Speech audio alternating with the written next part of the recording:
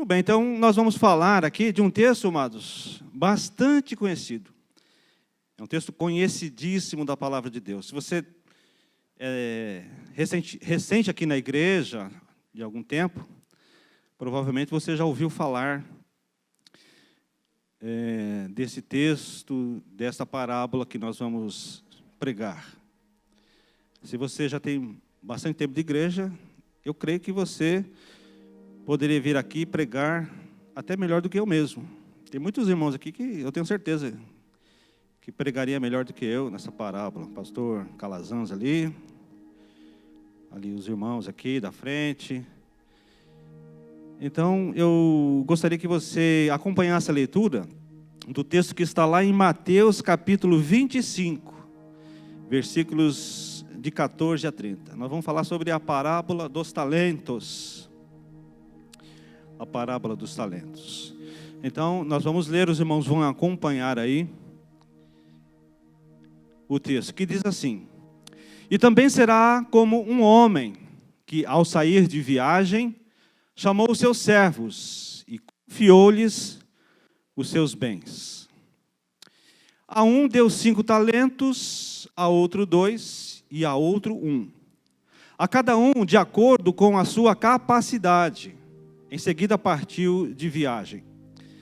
O que havia recebido 5 talentos saiu imediatamente, aplicou-os e ganhou mais 5. Também o que tinha 2 talentos ganhou mais 2. Mas o que tinha recebido 1 talento saiu, cavou um buraco no chão e escondeu o dinheiro do seu senhor. Depois de muito tempo, o senhor daqueles servos voltou e acertou contas com eles. O que tinha recebido 5 talentos, trouxe os outros 5 e disse: O senhor me confiou 5 talentos. Veja, eu ganhei mais 5. O senhor respondeu: Muito bom, servo bom e fiel. Você foi fiel no pouco, eu o porei sobre o muito. Venha, participe da alegria do seu senhor. Veio também o que tinha recebido 2 talentos e disse: O senhor me confiou 2 talentos. Veja, eu ganhei mais 2. O senhor respondeu: Muito bem, servo bom e fiel. Você foi fiel no pouco, eu o porei sobre o muito. Venha e participe da alegria do seu senhor. Por fim veio o que tinha recebido 1 talento e disse: Eu sabia que o senhor é um homem severo, que colhe onde não plantou e junta onde não semeou. Por isso tive medo, saí e escondi o seu talento no chão. Veja, aqui está o que lhe pertence. O senhor respondeu: Servo mau e negligente, você sabia que eu colho onde não plantei e junto onde não semeei? Então você deveria ter confiado o meu dinheiro aos banqueiros, para que, quando eu voltasse, o recebesse de volta com juros. Tirem o talento dele e entreguem-no ao que tem 10. Pois quem tem, mais será dado, e terá em grande quantidade. Mas a quem não tem, até o que tem, lhe será tirado. Amém. Eu gostaria que você fechasse seus olhos, nós vamos orar neste momento. Senhor, nós estamos diante da Tua Palavra. E a Tua Palavra, Deus, é viva, ela é eficaz. A Tua Palavra, Senhor, ela transforma as nossas vidas. Ela tem o poder de transformar os nossos corações, a nossa mente. Ela tem o poder de fazer coisas maravilhosas. E nós te pedimos nessa noite que essas coisas maravilhosas possam acontecer conosco. Que ao recebermos, ó Deus, a Tua Palavra nesta noite, nós possamos recebê-la, Senhor, com alegria no nosso coração. Que nós possamos, ó Deus, entender essa Palavra, Senhor, e que nós possamos praticar essa Palavra, ó Deus, para a glória do Teu nome. Que ao sair daqui, nós saiamos, ó Deus, abençoados com as bênçãos que Tu tem para cada um de nós. Assim, Deus, nós oramos nesta hora e Te agradecemos em nome de Jesus. Amém.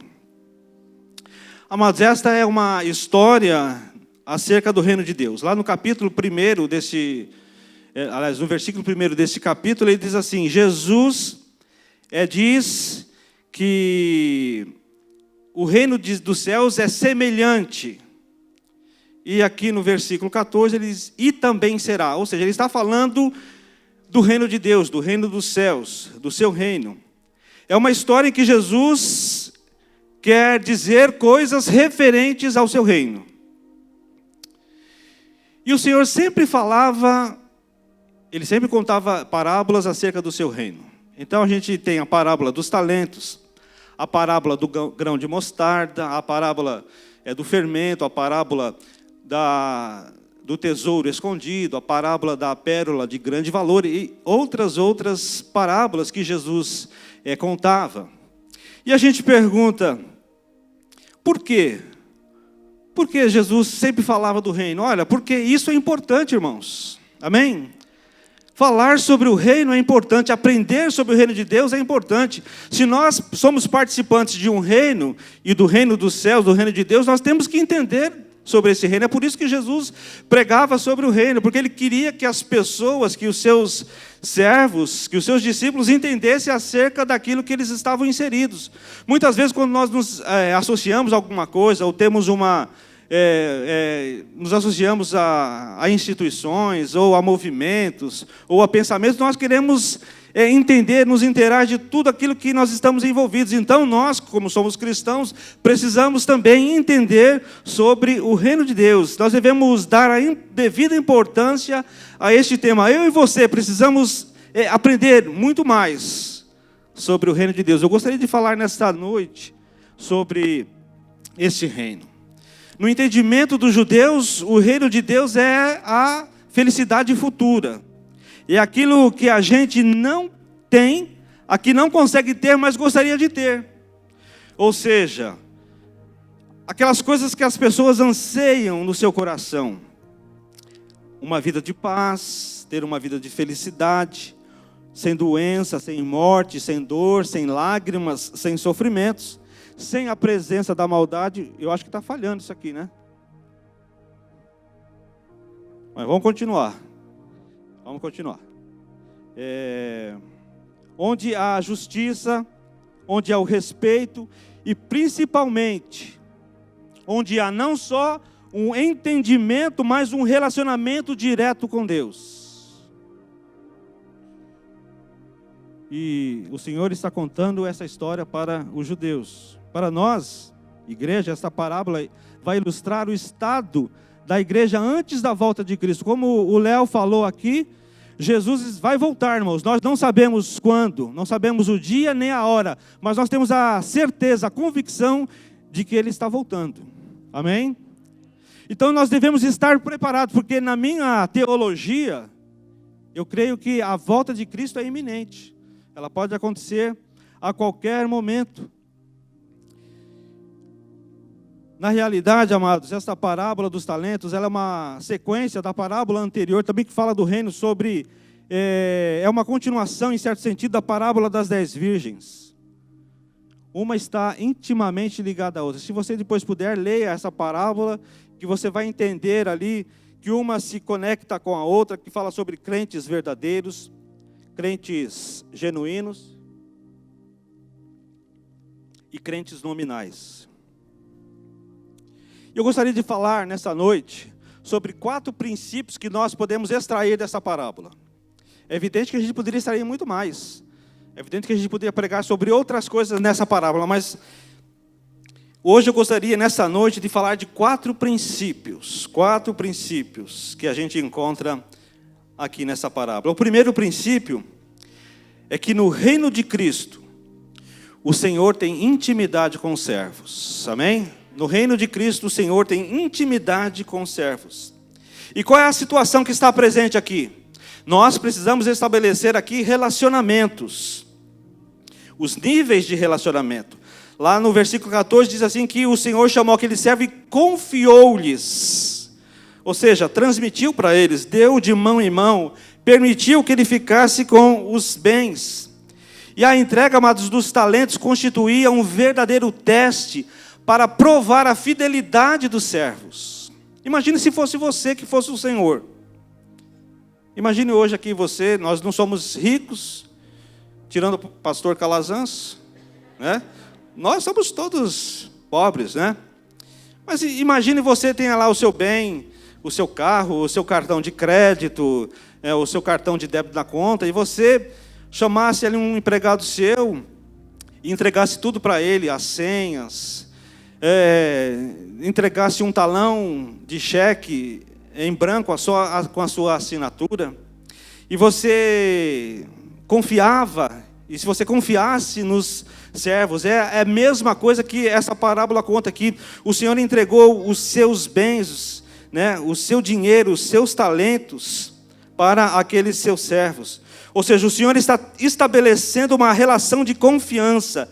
Ele distribui ali os seus talentos para que ficasse sob a guarda dos seus servos. E para que a gente possa entender essa parábola, não precisa entender quanto que era o valor de um talento na moeda moderna, porque isso é muito relativo. Alguns dizem que um talento equivaleria, corresponderia a 20 anos do salário de um trabalhador. Talvez, não sei. Então você multiplica 1.045, que é o salário mínimo aqui, vezes 12, vezes 20, e vê quanto que vai dar. Era mais ou menos isso que valia um talento. Eu acho que valia muito mais. Então o talento aqui não é aquela habilidade, né? Primeiramente falando, de cantar, tocar, etc. Esses talentos que a gente tem, porque essa palavra talento foi emprestada deste texto da Bíblia, mas talento tem a ver muito com quantidade. Na verdade, talento significava muito dinheiro. É isso que precisa ficar claro para nós. Um talento significava muito e muito dinheiro. E o fato é que diferentes somas de dinheiro foram confiadas a 3 servos diferentes. O normal aqui é entender que quando o seu senhor estava ausente, ele ia cuidar dos seus interesses através dos seus servos. Ou seja, os servos daquele senhor, iria cuidar dos interesses dele, né, como se fosse o próprio senhor. Eles iam negociar com os banqueiros. Naquela época já existia, não como hoje, mas já existia de uma forma bastante rudimentar os bancos. Então os banqueiros pegavam ali o dinheiro e depois devolvia com juros para as pessoas. E dessa forma, quando o senhor estivesse viajando para outros lugares, eles poderiam esperar de seus servos, e se eles fossem bons, um bom lucro ao retornar. Era uma relação, amados, de confiança. Confiança. Eu gostaria que você prestasse atenção nisso. Gravasse isso, relação de confiança. Ele espera que aqueles servos tenham a capacidade de multiplicar os bens que receberam. O Senhor espera isso. Mas é bom também, amados, nós entendermos uma coisa aqui para ficar bem clara. Não podemos ter a ideia errada de que o reino de Deus é totalmente dependente do comportamento humano. De que o que Deus tem a fazer neste mundo depende totalmente daquilo que nós fazemos. Que se nós não fizermos a nossa parte, o reino de Deus vai fracassar. É um erro pensar, por exemplo, que se nós não fizermos a nossa parte na nossa igreja básica, essa visão não vai prosperar, essa missão vai fracassar. Amados, de uma maneira ou de outra, Deus leva avante a sua obra. Amém? Eu gostaria que ficasse bem claro isso.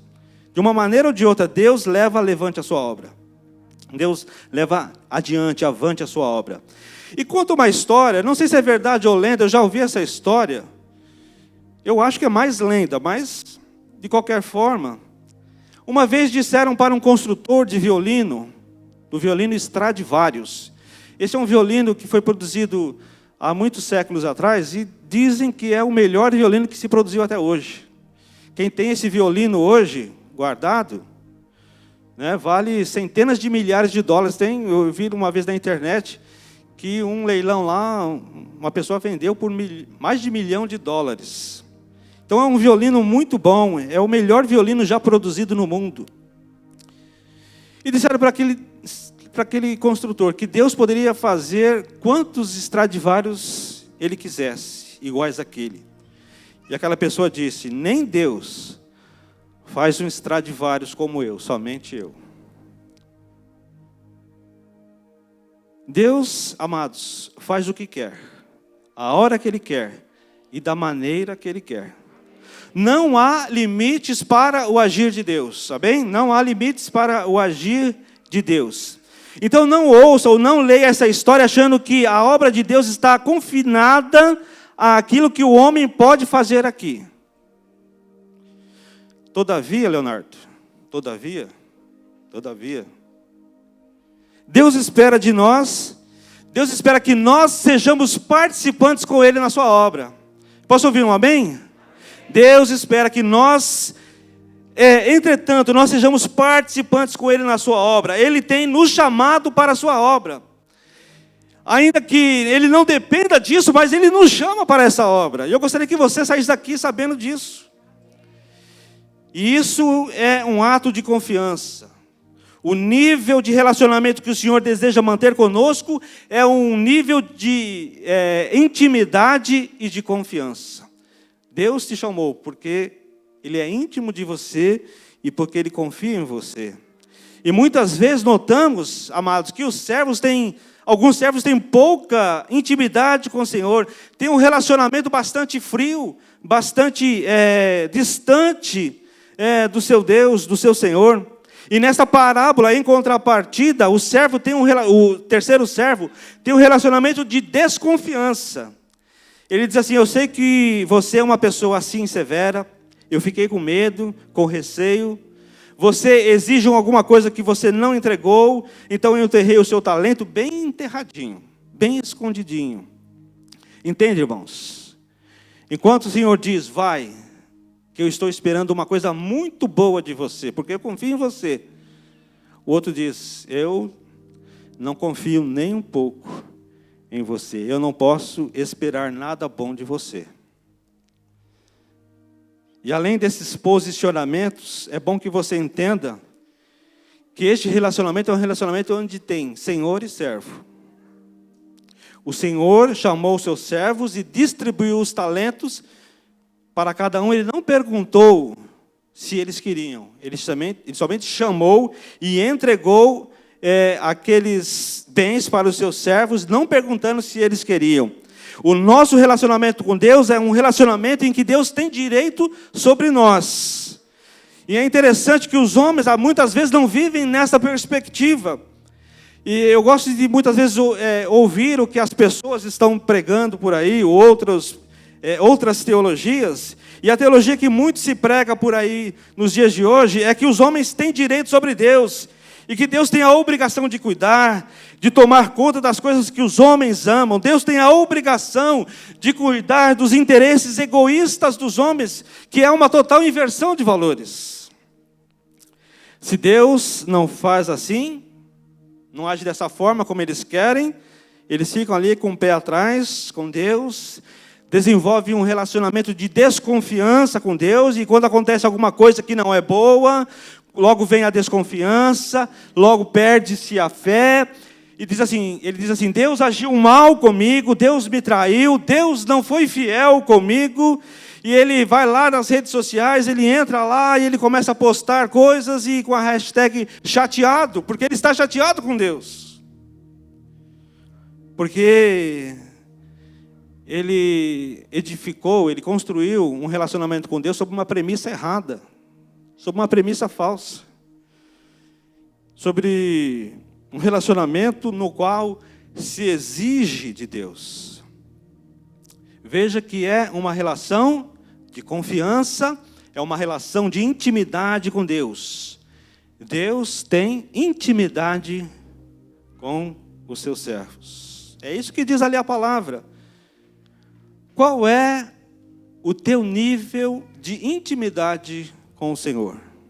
Você já se perguntou isso? Você já se fez essa pergunta? Qual é o seu nível de intimidade com Deus? A nossa vida de intimidade com Deus deve ser marcada, amados, pela comunhão com o Senhor. Dia após dia devemos buscar estar mais perto de Deus, nos relacionar melhor com Deus através da vida de oração. Eu tenho tentado buscar isso, porque eu só sei que eu vou ficar muito mais íntimo de Deus quando eu orar mais a Deus, quando eu buscar mais a Deus. Ser íntimo de Deus é conhecer praticamente tudo o que se pode conhecer dEle. E o conhecimento nos torna íntimos. Eu sou casado há 21 anos, né? 21. Conheço a Terezinha há uns 23 anos. E toda vez que eu vou tentar, assim, entre aspas, enganar ela, falar alguma coisa que não é verdade, ela já sabe. E ela fala assim, eu sei que você está mentindo.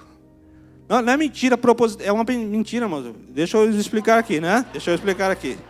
Sim, para brincar com ela, fazer alguma coisa, ela já sabe, né? Nem adianta, eu nem faço mais, porque ela sabe que eu estou fazendo uma brincadeira. Vamos trocar a palavra, né? Fazer uma brincadeira. Ela conhece, por quê? Porque a intimidade leva ao conhecimento. Nós o conheceremos muito melhor quando conhecemos melhor a palavra de Deus. Conheça melhor a palavra de Deus, você vai conhecer melhor a Deus. Ser íntimo de Deus nos traz também autoridade espiritual para experimentarmos o sobrenatural, os milagres de Deus na nossa vida, através do poder que há nele. Pois lembre-se, amados, nesse primeiro princípio que nós temos aqui, é um relacionamento de confiança e de intimidade. O segundo princípio que eu gostaria de destacar aqui é que no reino de Cristo todos têm capacidade. Amém? Uns mais, outros menos, mas a verdade é que todos têm capacidade. Lá no versículo 15 diz assim que ele chamou os seus servos e lhe confiou aqueles talentos de acordo com a capacidade de cada um. É o poder, a força, a potência, a eficácia, a virtude, valor, significação, é a habilidade. Ele entregou a cada um segundo a habilidade, segundo a sua capacidade, não só para conservar, mas para multiplicar aquilo que lhe for entregue, aquilo que foi confiado. E os talentos representam diferentes responsabilidades a serem executadas de acordo com cada capacidade, com a capacidade de cada servo. Eu gostaria de ler lá Romanos 12, 6. Bem no comecinho diz assim, temos diferentes dons, de acordo com a graça que nos foi dada. De acordo com a graça que nos foi dada. A proporção de dinheiro diferiu ali. Mas cada um deles deveria ser fiel e sábio no emprego daquilo que ele recebeu, de conformidade com a sua capacidade. Olha, o que recebeu um talento, ele tinha a habilidade para negociar um talento, e não 5. Então Deus não deu, o Senhor não deu 5, deu 1. Aquele que tinha a capacidade para negociar com 2 talentos, o Senhor Deus deu a ele 2, e não 5. E o que tinha 5 não recebeu nenhum nem 2, ele recebeu 5, porque ele poderia, e como a história diz, ou a parábola diz, ele multiplicou aqueles 5. Então devemos entender, amados, que é tudo aquilo que Deus nos concedeu, tanto as coisas naturais, quanto as coisas espirituais, com as quais nós servimos os homens e nós glorificamos a Deus. Então Cristo confiou talentos para que nós usássemos no serviço do reino. Com o nosso corpo, com o nosso intelecto, com a nossa imaginação, com a nossa paixão, com o nosso gosto, com a nossa consciência, com a nossa vontade, com as nossas posses, com as nossas aquisições, com os relacionamentos interpessoais, com toda a nossa capacidade. Amado, eu queria que você saísse daqui sabendo que você tem capacidade. Tem capacidade, não caia nessa besteira de achar que você não tem nenhum dom, nenhum talento, nenhuma capacidade. Isso aqui envolve tudo, conhecimento, capacidade, espiritualidade que conduz a vida. Contudo, nós devemos receber da maneira certa para usarmos no reino de Deus com toda a propriedade. Então, não ficar inventando coisas que a gente não sabe fazer. Mas aquilo que Deus deu para você, que você é capaz, vá e multiplique no reino de Deus. Porque nós somos responsáveis, amados, pelo uso que nós fazemos daquilo que Deus confiou a cada um de nós. Mas o que a gente vê muitas vezes, amados, é aquele sentimento de autocomiseração das pessoas, que dizem assim, que aptidões podem se esperar de mim? O que eu posso fazer? Eu não sou nada, eu não sou ninguém. Eu tenho visto assim, durante esses anos, muitas pessoas reclamaram assim que foi pedir, mas é um exemplo bem pequeno, né?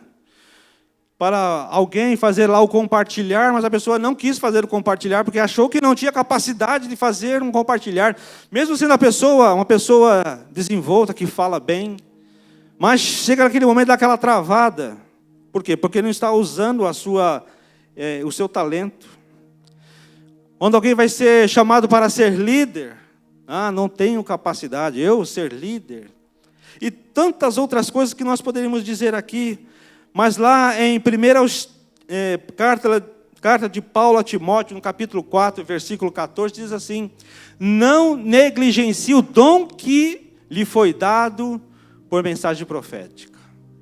Não negligencie o dom que foi dado a você. Não negligencie o dom, não despreze, amados, o dom de Deus que há em você, que Deus concedeu a você pela sua graça. Esse é o segundo princípio. Todos nós temos capacidade no reino de Deus para trabalharmos, para agirmos. O terceiro princípio que eu gostaria de destacar nessa noite é que no reino de Cristo todos devem ser diligentes. Pastor José Roberto, o que é diligente? É estar sempre de prontidão. Nunca deixar para depois. Ser diligente, vou falar para os adolescentes aqui, é tudo aquilo que você não é quando sua mãe ou seu pai manda você fazer alguma coisa. Sempre deixa para depois. Diz ali no versículos 16 e 17 que aqueles servos saíram imediatamente, com zelo, empenho, cuidado ativo, aplicação, atividade, rapidez, presteza, providência. Ser diligente é esforçar-se para fazer, é empregar meios para fazer. Diz a palavra de Deus que eles não esperaram aqueles dois primeiros servos, eles saíram imediatamente. O servo bom e fiel, sentindo a sua responsabilidade, entregou a obra de Deus sem demora. Eu gostaria de também ler o Efésios capítulo 5, de 14 a 17, diz assim: por isso que foi dito, desperta, ó tu que dormes, levanta-te de entre os mortos, e Cristo resplandecerá sobre ti. Tenham cuidado com a maneira como vocês vivem, que não seja como insensatos, mas como sábios, aproveitando ao máximo cada oportunidade, porque os dias são maus. Portanto, não sejam insensatos, mas procurem compreender qual é a vontade do Senhor. Nós precisamos compreender qual é a vontade do Senhor para as nossas vidas. Sair imediatamente. E isso me faz lembrar, quando eu era garoto, já faz tempo isso, mas ainda me lembro, né? E quando meu pai pedia para eu fazer alguma coisa, eu queria dar aquele migué e falava, é para fazer agora, na expectativa, na esperança que ele fala, não pode, depois você faz. E ele fala, não, é para ontem, né? Então eu tinha que ficar pianinho e fazer na hora aquilo que ele mandava eu fazer. Os dois primeiros foram servos ativos. Utilizaram convenientemente os dons recebidos, manifestaram uma eficácia pessoal, eles corresponderam, não demoraram, não deixaram para depois, amados. Eu insisto nisso, não deixar para depois. É uma coisa que irrita, que está numa posição de autoridade sobre outro, e quando você determina alguma coisa, a pessoa ou deixa para depois, ou pergunta se pode deixar para depois. Sabe, amados, eu tenho entendido isso, que muitas vezes, quando nós devemos fazer uma coisa naquele exato momento, e nós deixamos para depois, muitas vezes nós não fazemos. Muitas vezes nós não fazemos. Aqueles dois primeiros servos não demoraram, não deixaram para depois, viram que o negócio estava bom, viu que as condições estavam favoráveis, que o mercado oferecia muitas vantagens. Qualquer outro resultado que não fosse o lucro certo seria um total fracasso ou uma total estupidez. Eles são comparados a vasos diferentes, porque um tinha mais capacidade do que o outro, mas eram considerados vasos cheios. Agora, o que recebera um, ele não se mostrou desonesto. Ele não gastou, ele não roubou, ele não desperdiçou. Ele simplesmente deixou de negociá-los. No contexto que a gente vê aqui, a gente entende que ele era negligente, que ele era ocioso, que ele era indigno de confiança do ponto de vista produtivo, porque ele não aplicou vantajosamente para o seu senhor uma coisa que era óbvio que iria acontecer. Os discípulos devem, com o empenho da sua vontade, amados, fazer constante e prático uso daquilo que foi confiado por Deus, mesmo que em graus diferentes, de um para o outro.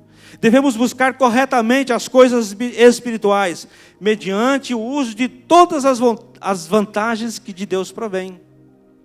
Aquilo que Deus deu para você, você deve sair imediatamente para multiplicar no reino de Deus. Precisamos ir, amados, com pressa, diligentemente. É uma palavra nova, né, Léo? Em busca de um retorno à confiança que em nós foi confiada pelo nosso Senhor. Não subestimando ou julgando desnecessário o uso dos talentos que nos foram confiados de modo tão íntimo por Deus. Não julgue desnecessário o seu talento. Não julgue desnecessário aquilo que Deus deu para você. Não pense assim, o que Deus me deu é pouca coisa, não vai fazer nenhuma diferença. Faz sim. Porque Deus espera que aquilo que Ele deu para você, você desenvolva no seu reino. E o quarto e último princípio que eu gostaria de destacar nessa noite, amados, é que no reino de Cristo, os servos darão conta dos seus atos. Ou seja, trocando em miúdos, prestar contas. E eis aqui um tema que muitas pessoas se esquivam. Eis aqui um problema, amados, entre aspas, problema, em que algumas pessoas deixaram essa igreja. Porque quando viu esse negócio de prestação de contas, achou que era um absurdo. Sendo que no reino de Cristo está bem explícito que nós haveremos de prestar contas. Se a gente não consegue prestar contas aqui, quem dirá na eternidade diante de Deus? E diz que depois de algum tempo, depois de muito tempo, aquele senhor voltou para acertar, para ajustar contas. Depois daquele período de ausência, ele estava desejoso de receber o que era seu, e estava, amados, mais desejoso em recompensar. Amém? Recompensar. A gente muitas vezes olha esse texto de uma maneira equivocada, a gente acha que Deus está pronto para punir. Não, o desejo de Deus é de recompensar os seus servos. A punição só vem por uma negligência, por uma ociosidade, por uma apatia, quando a pessoa se omite, por uma omissão daquele servo. Mas o Senhor deseja recompensar a mim e a você. Quando nós trabalhamos para Ele, quando nós desenvolvemos aquilo que Ele quer e espera de nós. Deus está desejoso em recompensar aquele que multiplicou os 5 e ficou com 10, Deus entregou para ele o de 2 também, e o de 1 tirou e entregou para aquele que tinha 10. Deus tem o desejo de recompensar. Essa, amados, é uma história que eu também vejo assim, parece haver um conflito. Afinal de contas, quem é quem nessa história?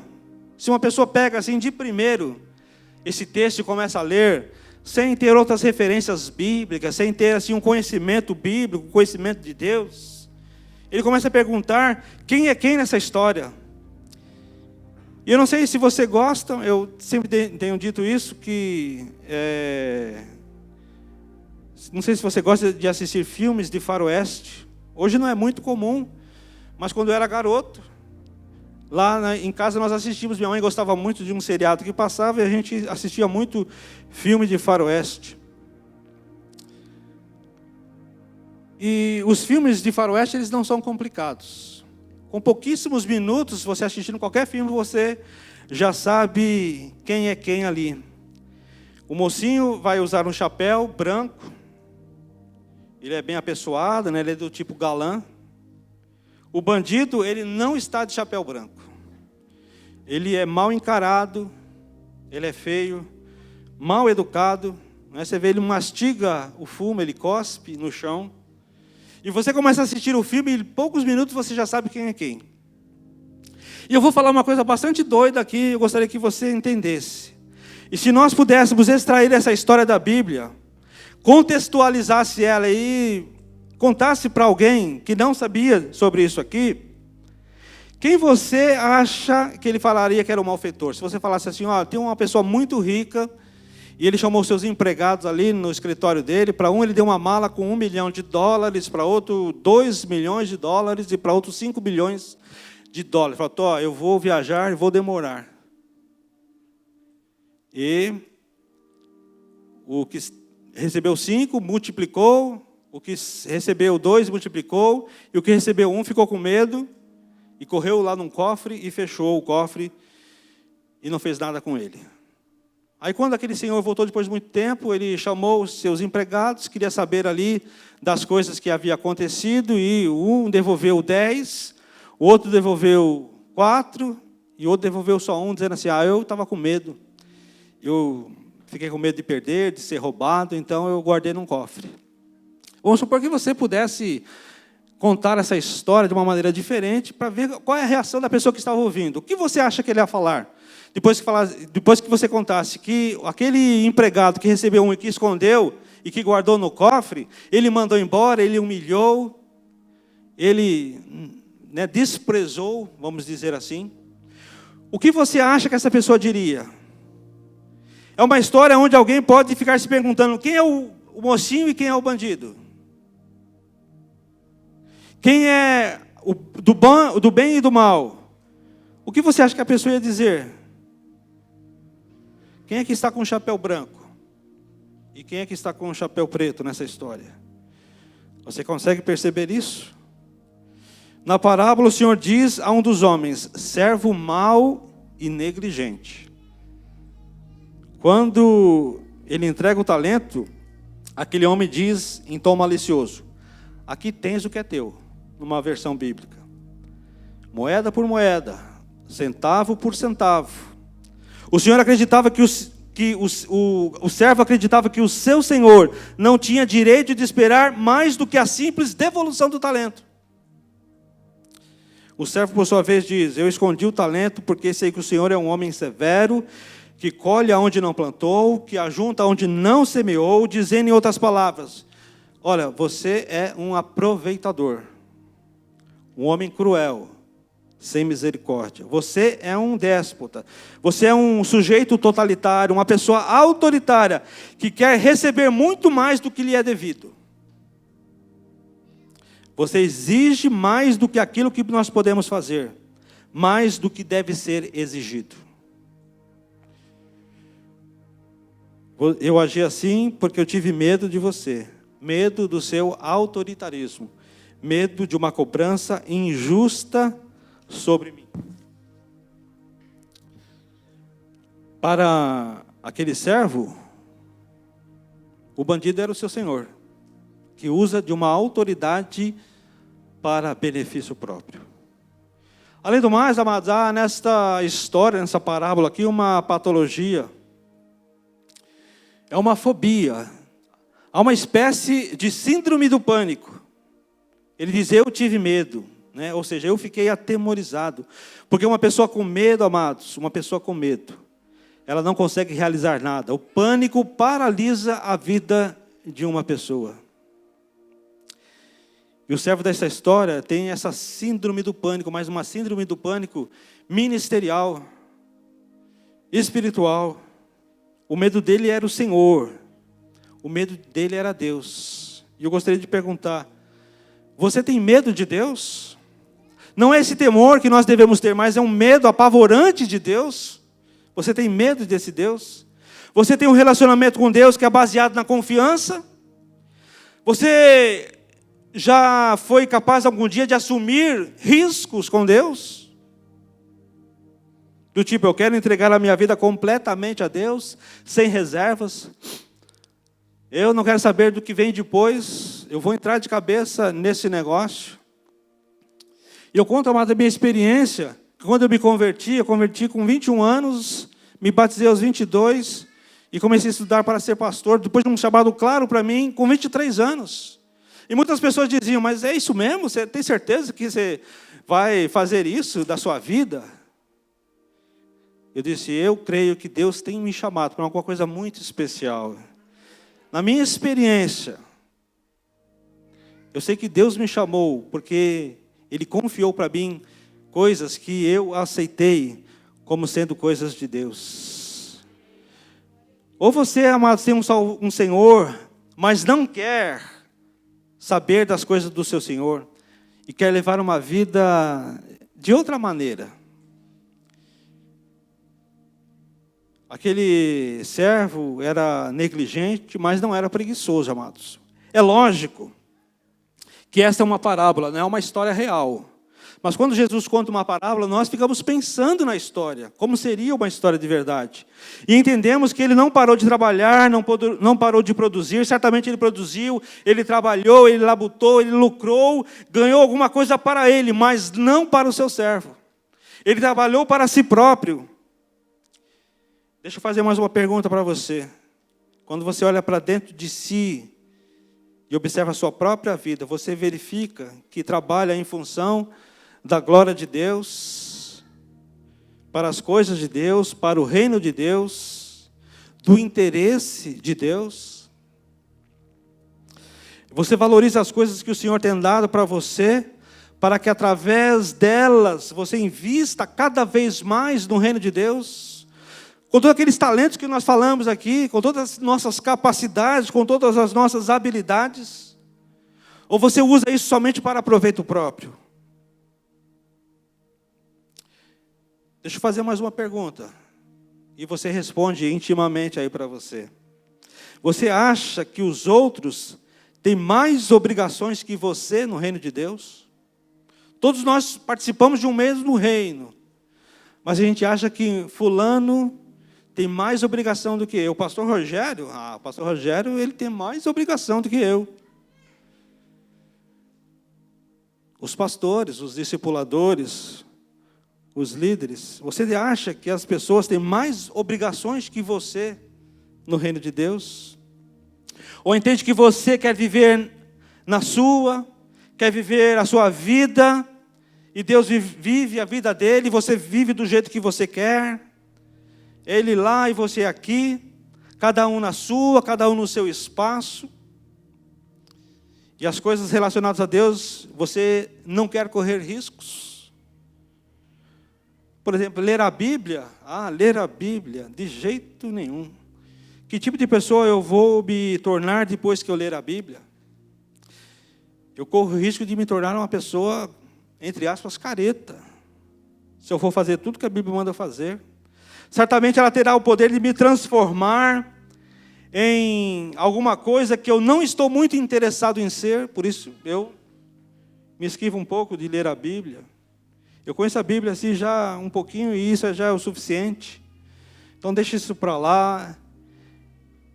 Se eu começo a conhecer a Bíblia, eu vou começar a ficar como esse pessoal aí que só pensa em Deus, que só fala em Deus, que só fala na missão, na visão e nos valores, que só fala da igreja básica, que só fala da célula, que só fala em crescimento, que só fala em multiplicação. Conhecer profundamente Jesus é saber dos propósitos dele. Saber que nós temos que abandonar o nosso pecado, que nós temos que viver para Ele, que devemos viver em santidade. E a pessoa fala assim, não, isso não. Isso é muito para mim. Isso aí é só para o pastor Rogério. Isso é só para o pastor Calazans. Esse conhecimento superficial que eu tenho de Deus é bom, tá bom demais. Eu não quero conversar mais sobre essas coisas, eu quero falar sobre outras coisas. Eu quero falar sobre futebol. Eu quero falar sobre as séries da Netflix. Eu quero falar sobre a novela. Eu quero falar sobre outras tantas coisas. Sobre a vida das pessoas. Sobre o meu chefe lá no trabalho. Então, você é uma pessoa que não quer envolvimento, não quer aproximação, compromisso, intimidade. Você é uma pessoa que quer ficar na sua, e Deus, a semelhança do talento, vai ficar lá enterradinho, esquecido. Você é uma pessoa assim? É assim a sua vida? Se é, eu quero que você saiba que Jesus conta essa história para dizer, olha bem, o reino de Deus é assim. Deus chama para uma prestação de contas do que nós fizemos com a nossa vida. O que nós fizemos com as informações que nós recebemos? O que fizemos com as grandes responsabilidades que foram confiadas a nós? E o que nós fizemos, principalmente em relação a Deus? Foi possível estabelecer um relacionamento de confiança com Deus? Ou eu fui precavido, tive reservas, fiquei atrás, com o pé atrás? Eu me reunia como igreja, mas na verdade eu não estava muito assim, inteirado e vivendo as coisas da igreja. Era Deus para lá e eu para cá. E você pode falar assim, mas isso é uma posição muito radical, pastor Zé Roberto. Eu quero dizer para você que não é, irmãos. Tem gente que vive assim, infelizmente tem. Pessoas que estão, mas não estão, entendeu? Pessoas que estão, parece que está, mas não está. E isso, amados, é muito sério. Tem a ver com todo o sentido da nossa existência, da nossa vida. Porque a vida faz parte daquilo que Deus tem nos dado. Nós não nos criamos, nós não nos fizemos. Nós não somos o que somos apenas com base naquilo que nós fizemos. Somos pessoas que são agraciadas por Deus a todo o tempo. E nós vamos prestar contas do que nós temos feito da nossa vida. E o Deus da Bíblia é um Deus amoroso, o Deus da Bíblia é um Deus bom, mas esse Deus amoroso e bom, que estende sua confiança sobre nós, que nos abençoa através das coisas que Ele tem dado a cada um de nós. É o mesmo Deus que quer ter um relacionamento conosco de tal maneira que a nossa vida seja uma vida proveitosa. Você quer ter uma vida proveitosa, amados? Amém? Você quer ter uma vida proveitosa? Proveitosa no sentido de vivê-la do jeito, não que nós queremos, mas do jeito que Deus, e de acordo com a vontade de Deus, viver uma vida proveitosa para o bem. Salomão, que teve uma experiência de viver parte da sua vida longe de Deus, ele chega ao fim dela e escreve lá em Eclesiastes, lá no capítulo 12, ele diz assim, lembra do teu Criador, nos dias da tua mocidade, antes que venham os maus dias e cheguem os anos, dos quais dirás, não tive neles prazer nenhum. Um dia chegará o momento do nosso julgamento, de como vai terminar essa história. Nós que iremos passar pelo tribunal de Cristo. Eu quero perguntar, como que vai terminar essa história entre você e Deus?